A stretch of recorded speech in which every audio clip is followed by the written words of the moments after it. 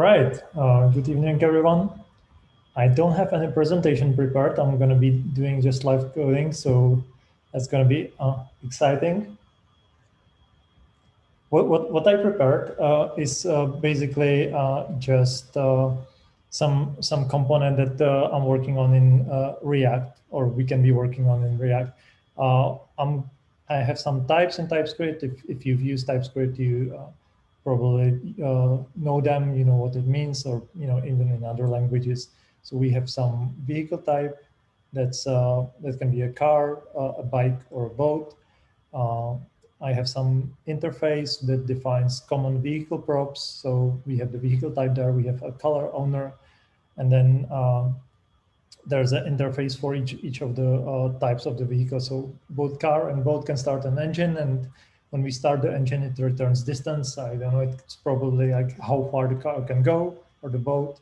Uh, and if bike, I can just push it because it doesn't have any engine. So it will probably tell me how far am I able to go on the bike, something like that. And then I can have a type vehicle, which is union of all these types. So basically, if I know something's of type vehicle, it's either car or bike or boat.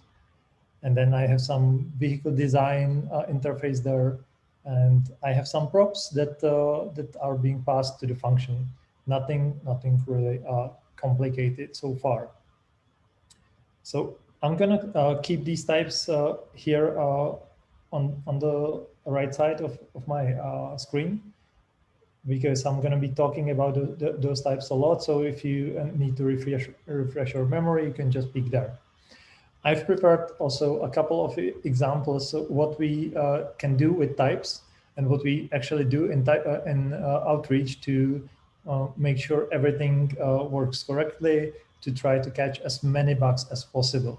So, for example, one of the props that I get is an object of type vehicle. That's here. And I want to call a method on the vehicle that gives me, I need to calculate the distance. So the easiest way I can do this is just have a switch. And I know that in the object, I also have a vehicle type property, which is the enum I was talking about earlier.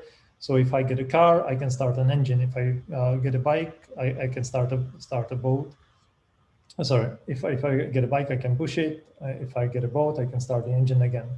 What happens if I add more types of the vehicles, or if I forget to write one of the types here? If I do it just like, if I just remove two things that I had there, we have already a lint error that says switch is not exhaustive. So that's just a simple lint rule that is actually able to understand what am I switching on, in this case this enum, and it discovers that there are some values that I didn't cover yet. So I can put them, I can put the default branch there, but there's also a possibility that I still forgot something. And here we're using one of the first things I wanted to talk about, and it's a special type in TypeScript that's called never. So because TypeScript is smart enough to understand the type, how it changes, also in, for example, in the switch. So it will tell you it will tell you here, if you hover over it, that the argument of type vehicle is not assignable to parameter type never, because the type of the or the value is vehicle type boat, because I didn't switch on it yet. If I then continue and put their vehicle type, the boat, I can just do something like this, and the exhaustive switch check is not complaining anymore. We still have some errors. I'm going to get to them soon. The way the exhaustive switch works is it just gets a parameter of type never. And as I mentioned, it's a special TypeScript type that just ensures you can't pass there any value of any type. And that's how we achieve absolutely checking, even if I have a default branch, that I exhausted all possibilities and no value can pass through. I still have some errors here though, and that's because this doesn't actually guarantee that I'm running the correct method. I would expect that it works that way, but what if somebody constructs some object that is actually of interface bike, but inside the vehicle type passes a value of a car? So then, and this is already a runtime error, but this code, this switch wouldn't catch it because it just switches on the vehicle type. So we're going to do it completely differently. We can have type guards. You can already see I have something prepared here again. So much safer way of doing this is, if it's a bike, we want to push it. And if it's something else, we can start the engine.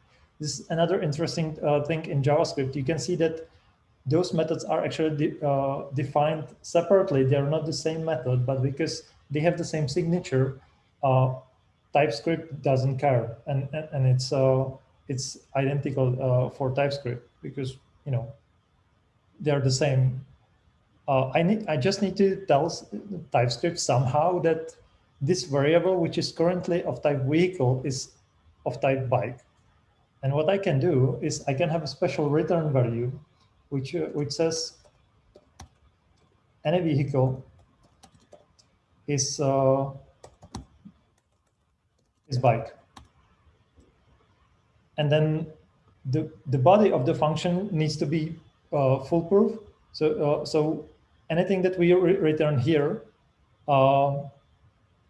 just needs to guarantee that we're really returning a bike. As you can see, I already don't have any lint errors because here the vehicle is of type vehicle, and suddenly it's a bike. And conversely, in the else branch, it can no longer be a bike. So it's either a car or a boat.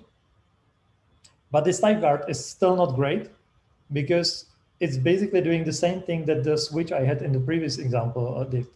It's just checking if the value of vehicle type is correct. But that's still the same error as I had before. So I can do something smarter, and I can check for a presence of a method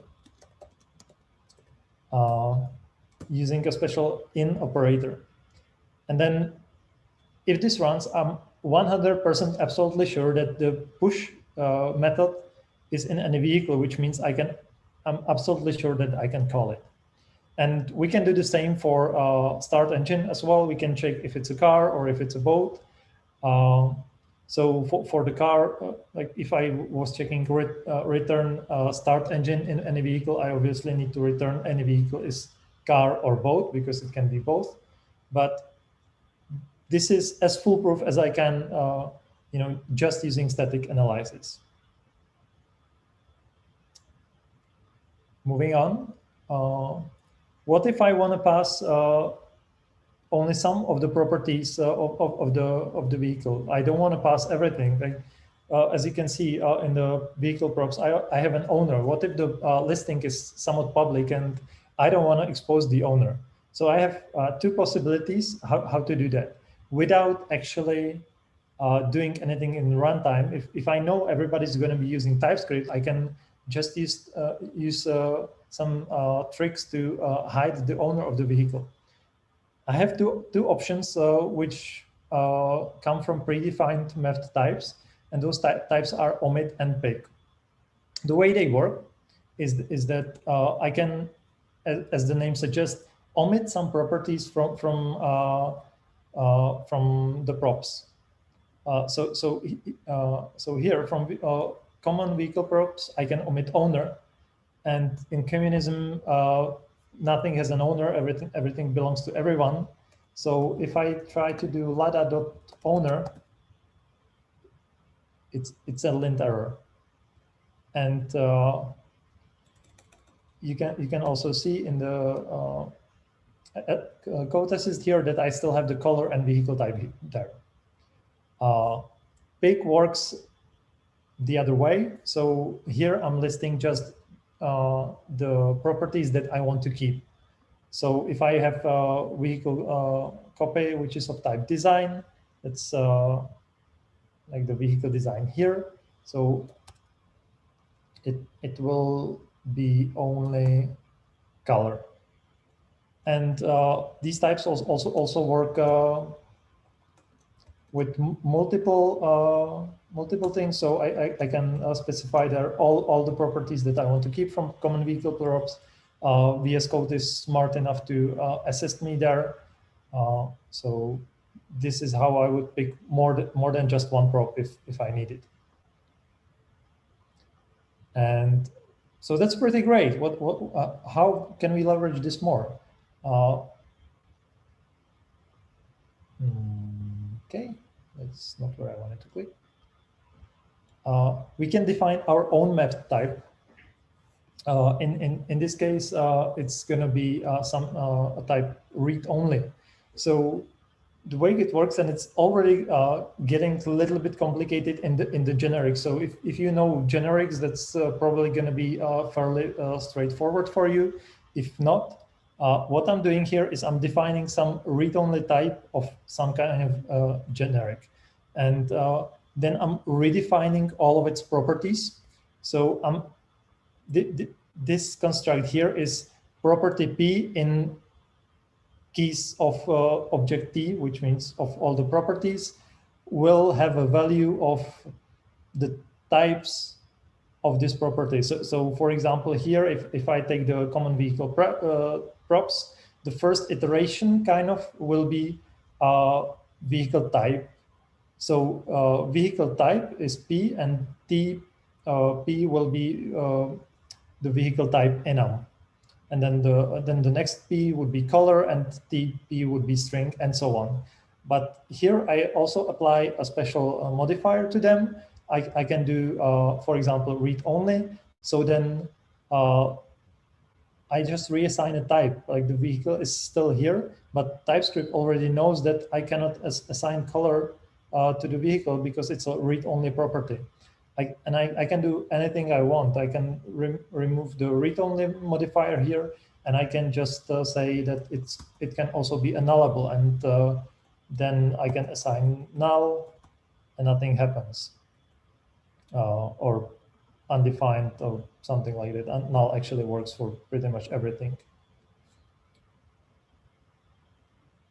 And you can use those types for you can knock yourself out, do anything you want. Another thing you can do with types, and we found out that recently, which is pretty cool, is that you can use recursive types. So again, we're touching on generics. I defined some type with a generic. It's called linked list with a generic type, and it's a again union of types. So the object that would be of type linked list and type will have all the properties of type and properties of this object I'm defining here. So what I'm defining is just a pointer to the next value, and I can do a constraint, which is a linked list of vehicle, and again, TypeScript is smart here, and it's complaining about something, and this something is that object is possibly undefined because I put it there optional. So I need to do it like this. I need to check for a value because as we've seen in one of the previous examples, TypeScript will actually reduce the type. So if I do a condition like this on train next, which is right now this nullable, or sorry, undefined, possibly undefined value.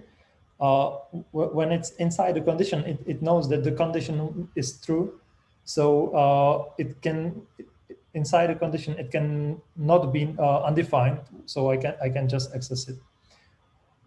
If I want to write bad code, and I'm suggesting you don't, there's a way to write this without actually using the conditions, and it's with banks. That's something that you really shouldn't use. We have a lint rule preventing us. It says forbidden non-null assertion.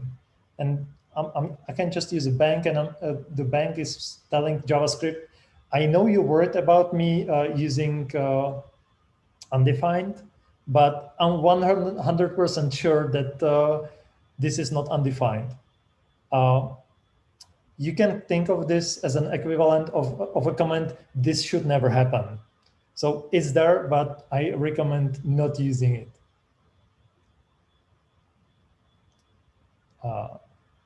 To have even more types, fun. This is something that again, something very concrete that we're using. I already, you may have noticed it in the beginning when I redefined the type distance to a number. We're using something like this to ensure everything we show in our application is translated. So I have this component called icon button, and it has a property or attribute area label. The attribute is translated string, or the type of the attribute is translated string, which is just a special type. You can see its definition here here. It's again a union string and translated of type never. This goes back for a circle. So this can never be assigned to it, and it also makes sure that if I create just a string, I cannot assign it to the area label. So this ensures that a developer cannot just put some debug string in the application, commit it, and forget about it. He always has to put it in some translations, for example. So we have a JSON file defining all translations, then we parse it, and the function parsing it produces everything is just strings. In runtime, it's a string, but in TypeScript, we type it to this translated string type, just to make sure that it's being passed everywhere correctly. The beauty of this, because we're in runtime working with strings and only in TypeScript using something else, is that it doesn't have any performance impact. I mean, besides the loading of the strings and so on, but you would do that anyway. So without any performance impact, just by enforcing some special type, we've ensured that you cannot do some debug code or debug strings in the application, which is pretty great. And I already touched on it a little bit before, and I was talking about assigning nulls and undefineds. One of options for a TypeScript compiler that we really recommend you using is strict null checks. What it does is that you have these two values in JavaScript that are somewhat similar, and they are null and undefined. In TypeScript, with strict null checks, they have a different meaning. They have a very different semantic, and it's a really good thing. I wrote a constructor for some class, just using a little bit of syntactic sugar that TypeScript has. So instead of doing public a number and then having a as an argument of the constructor and assigning it in the constructor, I can just use a shorthand here, and it will generate the member of the class, and it will automatically assign it in the constructor, which is pretty great. And because we have strict null checks enabled here, what I can pass as the first value has to always be a string. It has to always be a number. It cannot be null and it cannot be undefined. Then I have an optional argument that can be either number or undefined, but assigning null to it doesn't work. If I didn't have strict null checks enabled, it would work just fine. And then here, if I really want to work with null values, then I just have to explicitly specify it and put the number or null here. This is really important because it helps TypeScript a lot.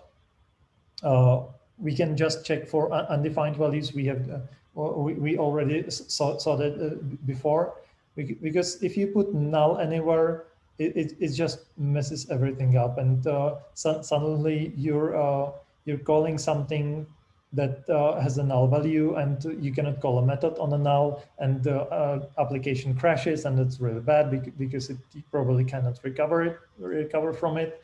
But if I have values that can be only specified, I can be sure that I never pass a null there, and if I restrict it to not have undefined as a possible value, then I also won't get undefined. So I know 100% sure that there is a value and I can call something. I also want to call out one thing that's slightly different behavior. So here I can define number. I can define A as number or undefined, and if I check the type, it's number or undefined, and B is also number or undefined. So they look like they're the same, but they're not, because here this is an explicit declaration. I always have to specify this. I cannot do new numbers here, because it will complain that I didn't specify an argument for A. Whereas if I specify A, B is optional, so I'm free to go. And then the last thing I want to talk about is typecasting, and we've been slightly touching up on that area, because Typescript allows you to typecast something to something else. I can just if I have some X which is T or undefined, or array of T of undefined, and I want to have something that is just T array, I can just cast it. Except I can't, at least not in our code, because we have a linter preventing us to do so. Now, the reason why we do that is that typecast is just cheating. Like, Typescript knows pretty well what the type is of the variable, and if you tell him, hey, use this variable as some other type, it's cheating, because you're just telling Typescript it's wrong, and it's a program. It doesn't like that. So we decided to completely forbid this. There are still ways how to change a type of a variable, and we've seen this in the first example. So if I go back to the second example, if I go here, and this is a valid, basically, typecast, right? I'm changing the type of the variable. Difference here is that here, if I just cast this, and then later on I have a problem, it can happen anywhere in the application, and I have to search where the typecast was. If I use the type guard, I know exactly I have this one piece of code that's responsible for changing the type, and I can just check if it's correct. While the typecast can be anywhere in the code. So how would I do this? And this is probably, so I have to filter out the undefined values. So really simple, x equals x dot filter.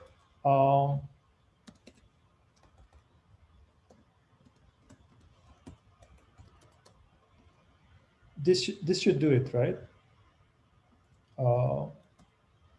Does it work? Yeah, I need to change that to let, and let's just give it a second. Okay, this should complain. It says y is any array, because the filter is basically not returning the value. I just need to make sure for Typescript to understand this. We just need to do something else, because this wouldn't fly. Technically, it would be okay, and I can read from the code that I'm filtering everything that's not I'm filtering out everything that's undefined. So it should work, but TypeScript doesn't get that, and this is where I would again use type guard.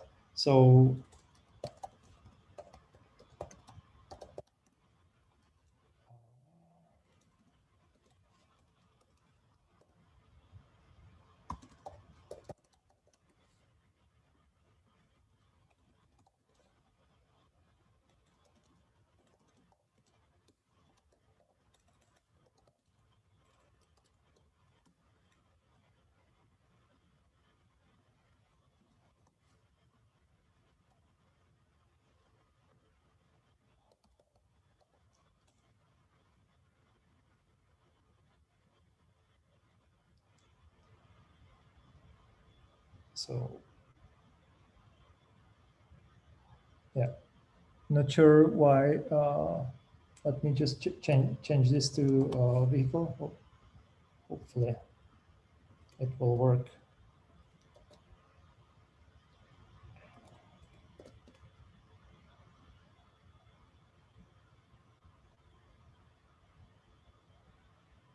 Okay, it's but that's expected, right? Not but this way it works. It's just not used anywhere, so that's why TypeScript still complains about it. So I hope this was helpful. There's still lots of other things to do with types. We have even crazier things that I didn't have time to cover here. But if you want to learn more about the types, there's an amazing guide directly on the TypeScript page, which covers these examples in detail as well as others. And it's a really good read. Thank you.